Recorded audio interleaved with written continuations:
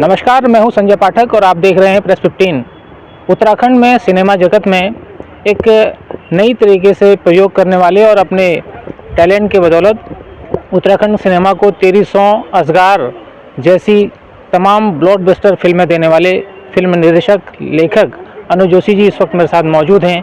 आइए उनसे बात करते हैं और जानते हैं कि उनका जो नया प्रोजेक्ट है वो क्या है और किस तरीके से वो एक बार फिर उत्तराखंड की जो संस्कृति है उसमें फिल्म सिनेमा के जरिए इसको आगे बढ़ाने का काम कर रहे हैं। अनुज जी, सबसे पहले तो बहुत बहुत स्वागत है आपका। Thank you. अनुज जी, नया प्रोजेक्ट लेकर आप आए हैं। हमने आज तक आपको देखा, आपने तेरी सौ बनाई, मेरी गाँव बनाई, आपने असगार जैसी फिल्म आपने बनाई। किस तरीके से अब जो नया प्रोजेक्ट है थोड़ा इसके बारे में बताइए। इस बार प्रोजेक्ट है गढ़ कुमाऊँ, और नाम से जाहिर हो रहा है कि इसमें गढ़वाल भी है और कुमाऊँ भी है। और ये मेरा एक ड्रीम प्रोजेक्ट था, ड्रीम वेंचर था कि गढ़वाल और कुमाऊँ की साझा संस्कृति को मैं इस स्टेट की यूनिटी के हिसाब से दिखाऊं, क्योंकि उत्तराखंड बेसिकली क्या है, गढ़वाल और कुमाऊँ मिलाकर है। और इसमें पहली बार कुछ ऐसे इश्यूज़ पे बात की गई है जिससे लोग बोलने से बचते हैं कि गढ़वाल और कुमाऊँ में एक ऑफिशियली कहीं ना कहीं लोग भले ही मानते नहीं हैं, बट एक छोटा सा रिफ्ट रहता है जो पीढ़ियों से चला आ रहा है और शायद 500-600 साल से चला आ रहा है। तो उस रिफ्ट को हमने एड्रेस किया है और एक सोशल फैमिली ड्रामा के तहत हमने कोशिश की ये प्रूफ करने की गढ़वाल और कुमाऊँ दोनों मध्य हिमालय की पहाड़ी कौम है जिनके बीच सिमिलरिटी थाउजेंड्स हैं और डिफरेंसेस नाम मात्र के हैं। और फिर भी एक ऐसी बात जो एग्जिस्ट करती है कि मतभेद है, वो पता नहीं क्यों चलती आ रही है। तो कोशिश की है उस चीज़ को, उस 500 साल से जमी बर्फ को पिघलाने। ये बताइए, फिल्म कब रिलीज हो रही है और कब उत्तराखंड के जो लोग हैं खासतौर पर वो इसे देख पाएंगे सिनेमाघरों में? 13 दिसंबर से वो हल्द्वानी में वाकवे मॉल में, और 13 दिसंबर से ही देहरादून में ये फिल्म दिखाई जा रही है। और ये समझ लीजिए विद इन वीक की बात है, 4-5 दिन रह गए हैं। और उसके बाद ये लगभग 25-26 जगह और, जिनमें अल्मोड़ा, पिथौरागढ़, रामनगर, काशीपुर और आपका लखनऊ है, दिल्ली है, कोटद्वार है, आपका ऋषिकेश है, चंडीगढ़ है, बेंगलोर, हैदराबाद, अहमदाबाद, इंदौर और मुंबई तक भी जा रही है। लगभग 27-28 हमने शहर प्लान किए जहाँ ये फिल्म जा रही है। जी, मैंने जैसे कहा कि आपने ब्लॉकबस्टर फिल्में दी हैं, मुंबई के रिटर्न हैं आप, मुंबई में आपने बहुत लंबा अरसे तक काम किया है। हिंदी सिनेमा कसौटी ज़िंदगी से आपने उसके शुरुआती तमाम एपिसोड किए। उसके बाद आपने तमाम जो फिल्में हैं, चाहे जिद्दी हो, चाहे वो जीत हो, सनी देओल की बड़ी बड़ी फिल्में, इसके अलावा तमाम हिट फिल्में आपने दी जिनमें आपने सहयोगी की भूमिका निभाई।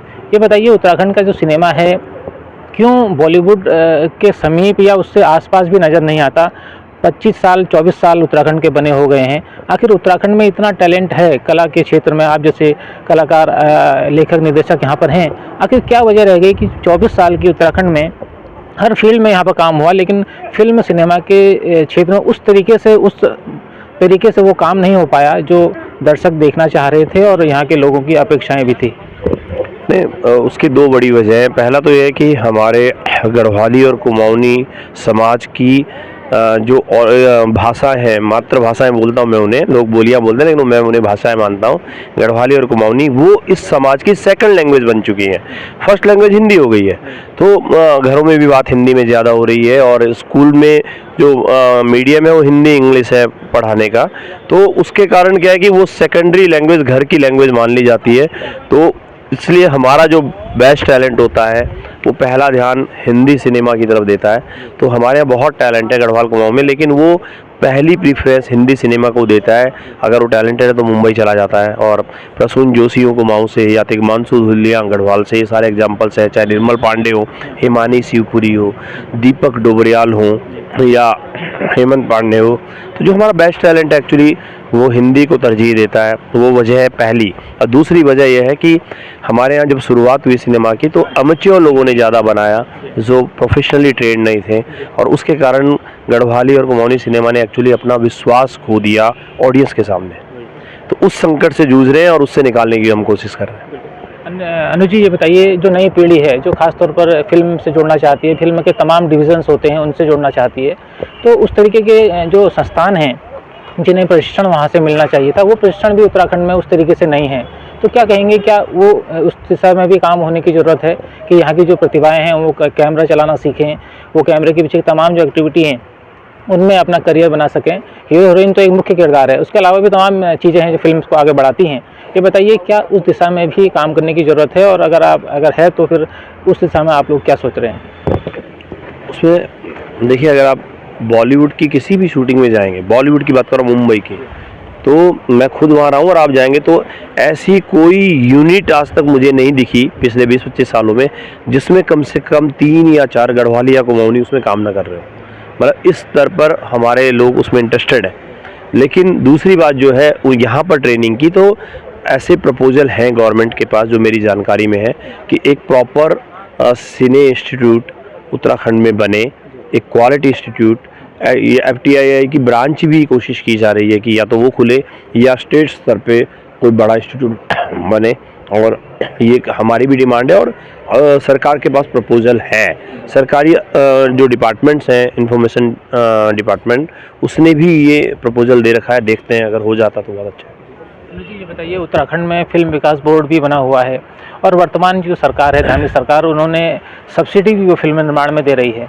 तो क्या आप लगता है आपको ये दोनों फैसले, फिल्म निर्माण बोर्ड का बनना और उसके बाद फिल्मों के लिए सब्सिडी देना, ये दोनों फैसले उत्तराखंड के सिनेमा के उज्ज्वल भविष्य के लिए काम आएंगे, या वाकई इनमें दम है, या इन्हें आप लग रहा है कि ये एक तरीके से सियासी स्टंट है? नहीं, दम तो है, इसलिए कम से कम गढ़वाल में बहुत फिल्में बननी शुरू हो गई हैं। और अभी जौनसार की पहली फिल्म 3 दिन पहले, पता नहीं आपकी जानकारी में कितना हो, बहुत बड़ी सक्सेसफुल इस वक्त चल रही है। और कुमाऊं में अभी उतना हलचल नहीं हुई है सिनेमा में, लेकिन उम्मीदें यहाँ भी बहुत आएंगे। जो सब्सिडी है वो सार्थक है, उसने कम से कम क्वांटिटी तो बढ़ा दी है। अब क्वांटिटी में से ही कुछ क्वालिटी निकलेगी। अभी क्वालिटी उतनी नहीं आ रही है, पर फिर क्वालिटी भी क्वांटिटी में से ही आएगी। पहले सिनेमा बने तो क्वालिटी की बात हो गई, तो वो फिलहाल सार्थक है। और अभी उसको तो मैं ये कहूँगा कि उसके कारण शायद उत्तराखंड में कोई बहुत बड़ा आगे वेंचर खड़ा हो सब्सिडी के सपोर्ट पे, तो वो तो एक सार्थक प्रयास है गवर्नमेंट का। जी, अभी मैं आपसे बात कर रहा हूँ, मौसम बेहद ही खुशनुमा है। आज उत्तराखंड की पहली बर्फबारी उत्तराखंड में हुई है सीजन की, और पीछे का पोस्टर भी लहरा रहा है। उम्मीद करता हूँ कि आपकी फिल्म भी इस तरीके से लोगों के दिलों में पहुँचे और एक धूम मचाए। आखिर में क्या कहना चाहेंगे इस फिल्म को लेकर, लोगों से क्या अपील करना चाहेंगे?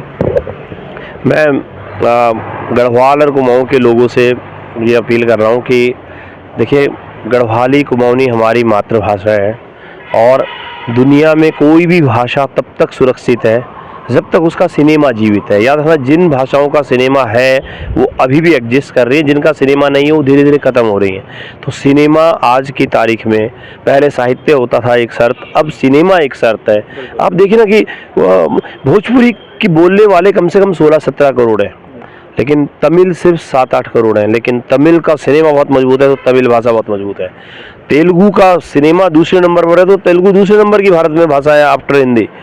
जिस भाषा का, ये विश्व का इतिहास है पिछले 60-70 सालों का, जब से सिनेमा ग्रो है, जिस भाषा का जितना शक्तिशाली और समृद्ध सिनेमा होगा, वो भाषा उतनी ही समृद्ध और शक्तिशाली होगी। तो मैं गढ़वाली और कुमाऊनी लोगों से अपील करता हूँ कि एक तो अपने सिनेमा में अगर उन्हें पता लगता है कोई अच्छी चीज़ आ रही है तो उसे देखने आएँ, और दूसरा स्पेशली मैं गढ़ कुमाऊं के लिए कहूँगा कि ये गढ़वाल और कुमाऊं की यूनिटी के लिए, दोनों के उन बेवजह के डिफरेंसेस को दूर करने के लिए फिल्म है, जिसमें बहुत लॉजिकली एक्सप्लेन किया गया है कि कैसे अननेसेसरी कुछ बातें शुरू हुई और वो बढ़ते बढ़ते यहाँ तक पहुँच गई और राजाओं की दुश्मनी प्रजाड़ हो रही है। बहुत धन्यवाद आपसे बात करके। Thank you. तो ये थे मेरे साथ फिल्म के निर्देशक लेखक अनुज जोशी जी, जो उत्तराखंड में किसी परिचय के मोहताज नहीं है। साफ तौर पर कह रहे हैं कि अगर उत्तराखंड की जो ये फिल्में हैं ये बनती रहें और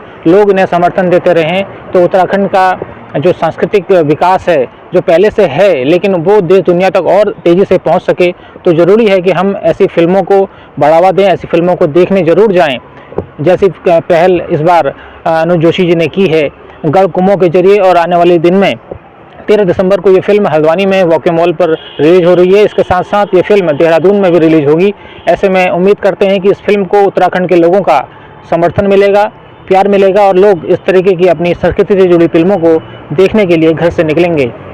संजय पाठक, प्रेस 15, हल्द्वानी।